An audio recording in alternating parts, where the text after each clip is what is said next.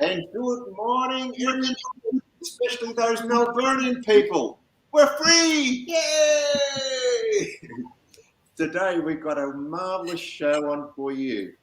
We've got Simon, who is going to tell us a little bit about his special guest that we've got lined up for you. And it's going to be another cracker of a show. We're waiting to get this all done for you. But first, what we'll actually do is we'll talk about what our mission is. So let me just talk to you about our mission. Just bear with me for a second. Our mission, should we accept it, is to educate and engage with our audience with lively discussions with experts just like Nicole to gain their valuable experiences, tips, and benefits of the business and well-being practices they can offer. So, you might ask me, what do I do? Well, what do I do? I help individuals, business owners with customized retreats, workshops, consultations to maximize their feelings of vibrance, purpose, happiness, health, and success. Now, Simon, tell me, what do you do? Good morning, Tony. How are you, my friend? I'm going really well.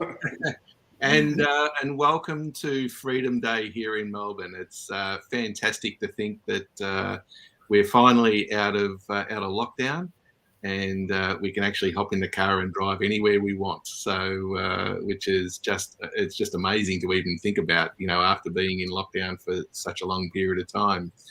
So, but anyway, for those that don't know me, my name is Simon Bowden, and I'm an international marketing business coach with over 25 years experience, which in actual fact makes me a master coach. My mission is always to help my clients identify their aspirations and vision, strengths and blind spots, help them make informed decisions and take action where needed to ultimately fast track them towards their personal goals. My coaching caters for executives and directors to entrepreneurs, small business owners, and beyond. Whatever your situation, I'll help you build on your strengths and get clear on how you can create a profitable future. And as you know, Tony, I love what I do, and I'm passionate about helping my clients succeed. So I do that. Because you're one of my coaches as well, and you're designing something really special for me. So thank you, Simon. I've you now for probably you'd be getting close to 2 or 3 years now, Tony, wouldn't it? That's right. We're buddies, right? Joined at the hip. Fantastic. And but you know what? We're here for a reason today, Tony, and we love doing our Let's Chat segments. And I'm actually really, really passionate today because we have the absolute lovely Nicole Yeates with us today, and coming direct from Queensland up there with the great weather. So I might just read Nicole's bio, if I may. Nicole Yeates was born in Newcastle, Australia, and grew up in New Zealand. We need to ask her about that. From the age of 3, moving back to Australia at age 20. As a teenager, her career goal was to be a psychologist. At age 16, a motorcycle accident would change her life forever. And that's why we've got her on today, because her story is one of the most amazing stories I think I've ever heard. So welcome, Nicole, to Let's Chat. Thank you, and happy Freedom Day. Thanks, Nicole. I'm very excited about getting outside, as I said before, and the weather's really nice. I'm looking outside as we speak now. It's beautiful and blue, and there's no clouds in the sky yet. So it's just now deciding on what we can do, because you have to dust the cobwebs off the car, I think. But anyway, Nicole, certainly. Well, firstly, welcome to our Let's Chat, and it's absolute pleasure to have you on board today, because you do have an amazing story to share with us, an inspiring story, certainly. So I'm going to start by asking you the question that I suppose everyone wants to know is, how did a 16-year-old come to riding a motorcycle on the open road? Yes, well, back in 1987, Simon, when I was living in New Zealand, I was raised in New Zealand because my father was a Kiwi, and we moved over there. And back then, you could get your license at the very young age of 15 in New Zealand. They've now come to their senses, and it's the same as Australia. But, back then I could get a license at 15, and I got my first tax return around then. So it wasn't quite enough to buy a car, but it was certainly enough to buy a motorbike, so that's what I did. Yeah. Then something special happened to you, Nicole, on 19th of June, 1987. What actually happened then? So that was the night my life changed. Basically, it would be forever changed from that moment, and it was as a result of a motorcycle accident. I was going along to a basketball game with my girlfriends, and it was a cold, rainy night, a winter's night in New Zealand. I had an argument with my mother before I left because she didn't want me to take my motorcycle out. She was worried. She had this bad feeling all week, and she kept saying it all week, I've got this feeling that something really bad's going to happen. And anyway, I stomped my 16-year-old feet and said, no, I'm 16 and I can do what I want. Got on my motorcycle, and as I was approaching a roundabout, my lights on my motorcycle just went out for no reason. And I couldn't stop. So my plan was to get to the other side of the roundabout, pull over, figure out what was wrong and keep going. But I never got to the other side of the roundabout because I was hit by a car, and it was hit and run. He basically dragged me for a couple of 100 metres along the cold, hard concrete, and then continued to drag my motorcycle for about another 1,000 metres. Wow. Gee, that would have been a horrific sort of experience. So, with my last memory is those lights going out. I don't remember being hit, and I remember dying on the road. But that was my first near-death experience, and I died 2 more times in hospital. gee. So, I suppose everyone wants to know. It's one of those questions that often people just want to know about.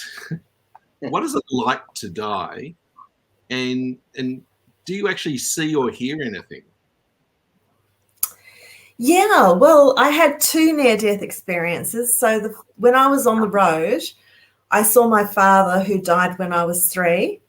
Yeah. And at that stage, we didn't communicate. It was just his presence, just me seeing him here. There was just like a reassurance sort of thing, like, you're not alone. It's okay. You're not alone.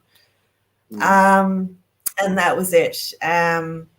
I was resuscitated on the road by a nurse who happened to be driving by and thought I was a jacket in the middle of the road. And he pulled over to get this jacket, found me, and he was a nurse in the local spinal unit, and my arms were spasticized up to my chest like this. So he knew that it was either a head injury or a spinal injury or both. And he did all the right things. He had oxygen in his car. Oh, how lucky was I?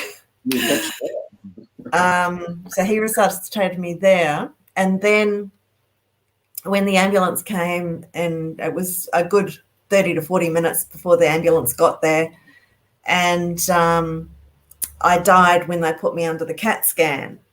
And this is my most vivid near-death experience. So I remember hearing the doctors say, we've lost her, she's gone.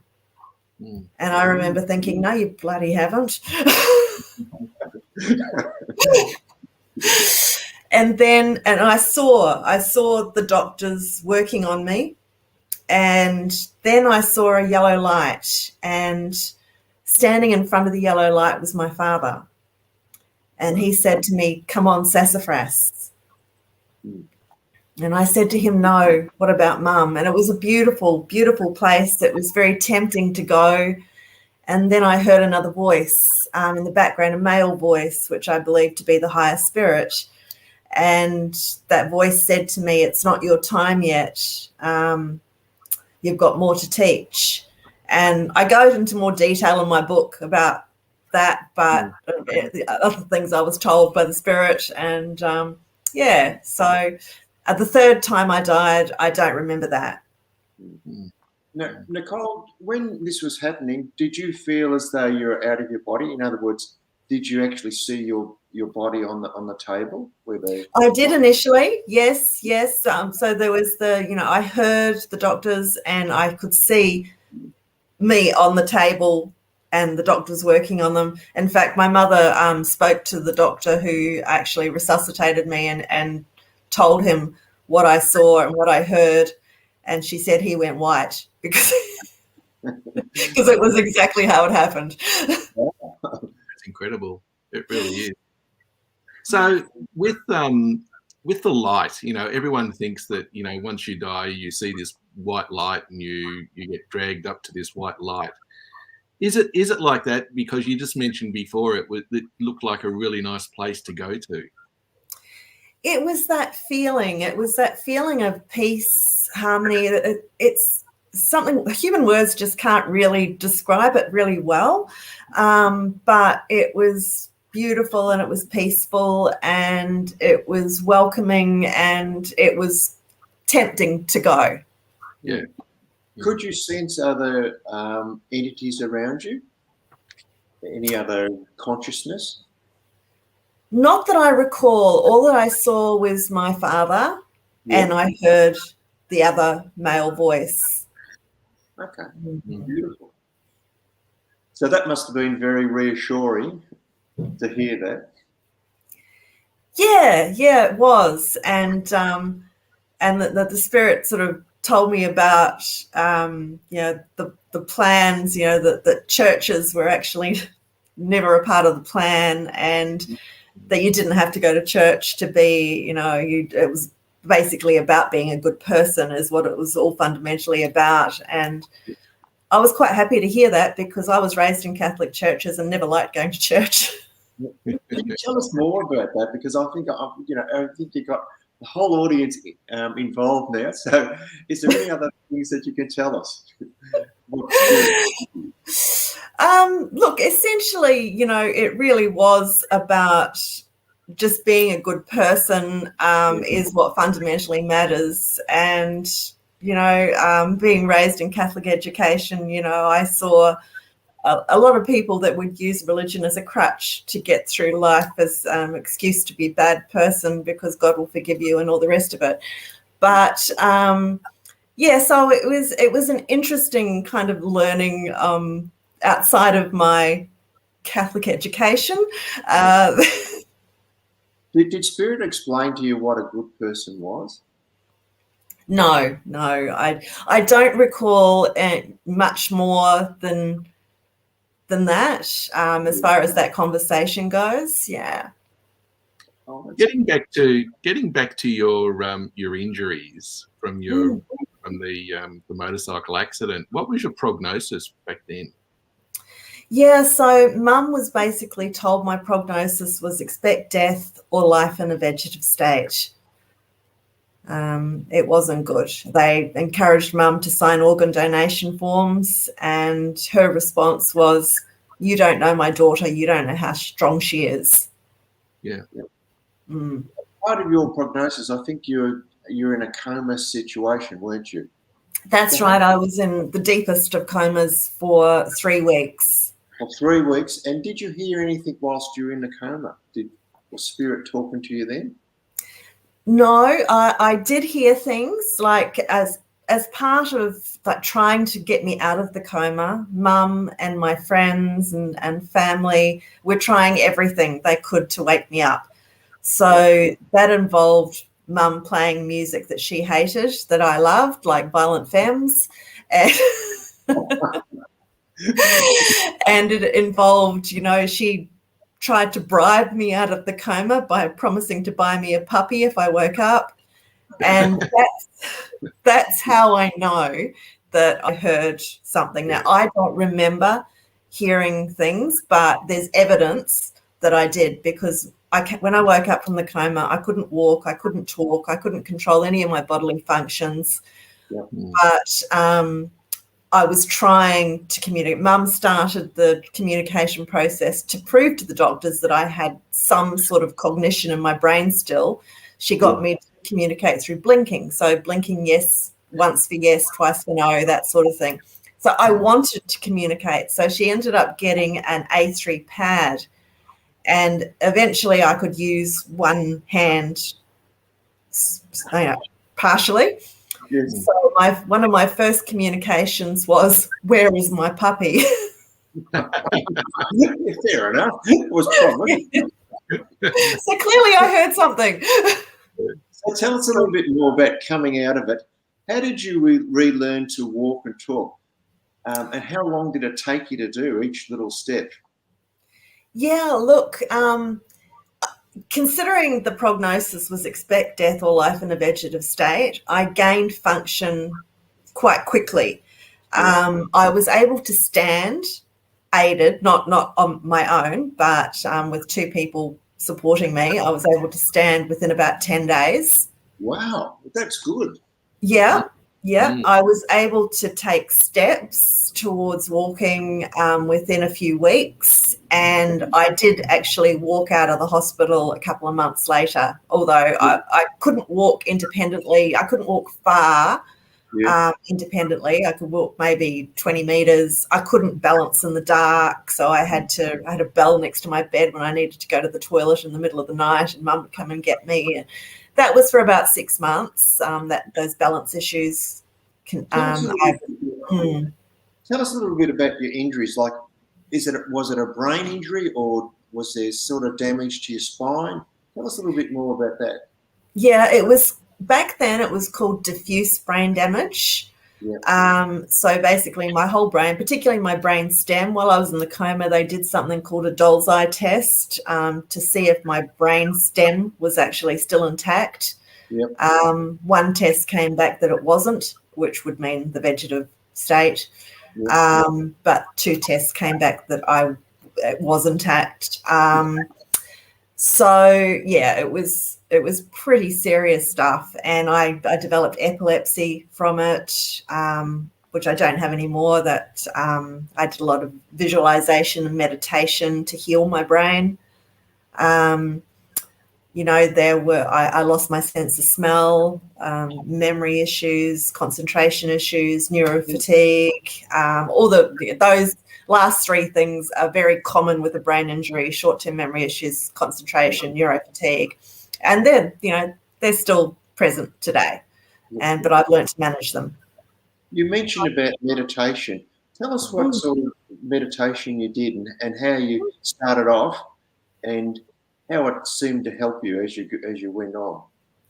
Yeah, well, I mean, there were lots of new disabilities that I had, and that set me into a deep spiral of depression. So I ended up being suicidal, and I was writing suicidal poetry, and Mum found some of it and took it to the GP, who sent me to a psychologist. And my psychologist, Richard, was quite progressive for that time. I mean, this is 34 years ago, and he was teaching me meditation and visualization techniques. Oh, beautiful, yeah. So he would get me to visualize my brain as like a bunch of spaghetti or worms or string or whatever was my preferred visual of the day, and to visualize it in a mess, and then using my brain and visualization to put it together in a neat, orderly pattern. Wow, that was so powerful. Yeah, it was. Well, I was expected to have epilepsy forever, and I was off epilepsy medication within 2.5 years. It just shows you how you can heal your own brain. Absolutely. And nowadays we know so much more about neuroplasticity. Back then, I was told you've got 2 years to get as good as you're going to get, and that's it. That's it. Whatever else you're stuck with. Look at you now, though. Well, now we know. Look, even I went to university. It was about 12, 13 years after my accident, And, that input and that new learning and having to challenge my brain in a different way, I continued to improve even that far down the track. Wow. Well, we're just talking to you. It looks as though, you've never been in a trauma. We're talking to you normally, and what you've been through, you could well have turned out to be a vegetable, right? And now look at you, right? That's huge. Yeah. Look, I mean, I still have challenges every day but I've learned to manage them, and I now, I have a successful, happy, productive life. Yeah. Beautiful. On that, Nicole, what's been the hardest thing about adjusting to the new you? Yeah, look, probably back when it happened, I mean, I was a 16-year-old, when you're 16, you just want to be cool. And I was no longer cool. So my friends didn't know, they didn't know how to cope. I wasn't me anymore. The Nicole that left to go to that basketball game on June the 19th, 1987, died that night and never came back. Mm-hmm. So I had a complete personality change. I had no frontal lobe filter, so I would say whatever came to my head, and that could be embarrassing. And I had to learn social cues again. I had to learn my way around the city I grew up in again. I didn't recognize the clothes in my wardrobe. But I didn't know that I was different personality-wise. I didn't have that cognition. So having no understanding of why all my friends were leaving me in droves, there were a few that stuck around, but most of them couldn't cope. And I felt that rejection on top of adjustment to disability issues. It was really depressing. And there were times that I wished that I hadn't survived. Well, you went through hell, really. And you still came out the other side. So that shows us you've got a great character of resilience to be able to bounce back, and determination.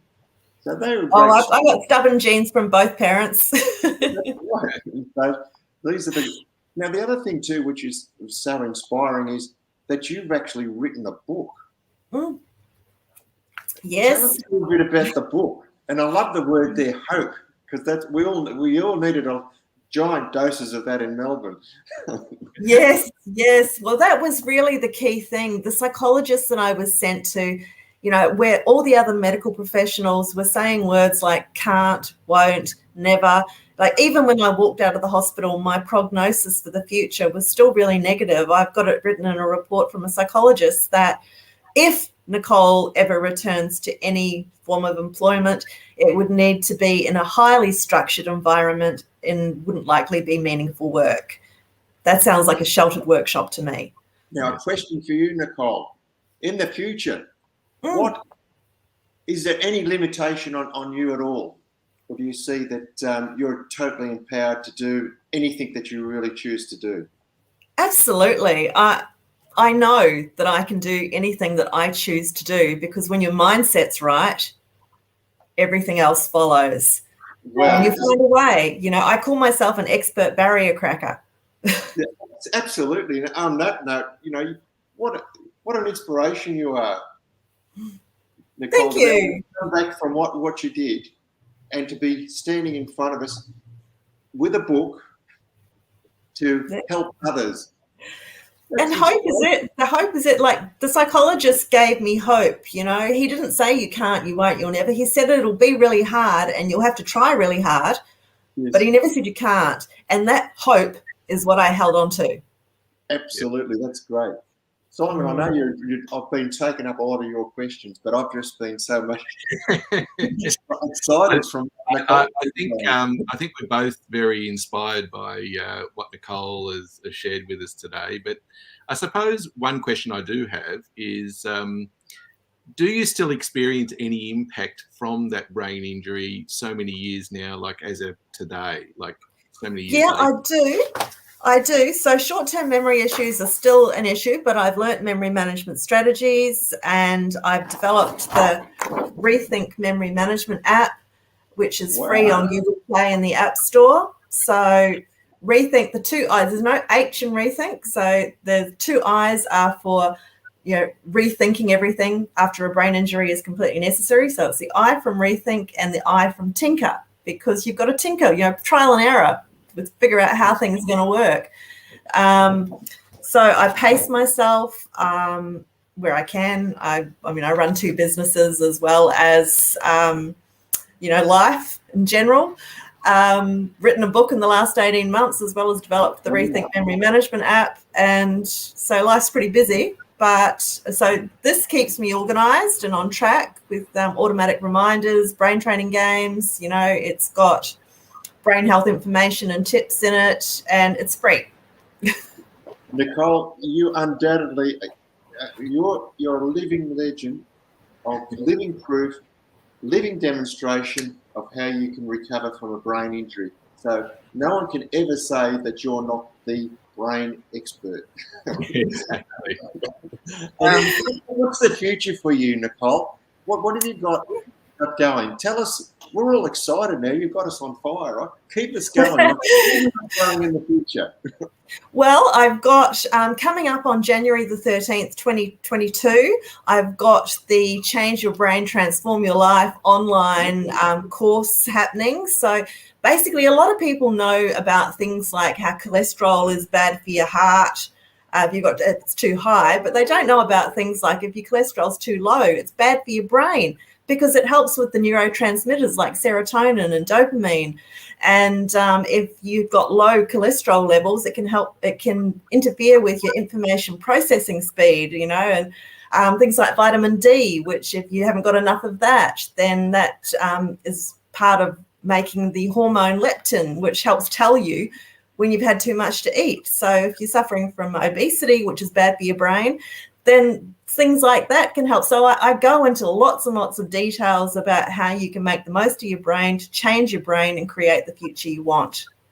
Beautiful. It's amazing, Nicole. It really is. Yeah, look, it's getting close to the top of the hour now, Nicole.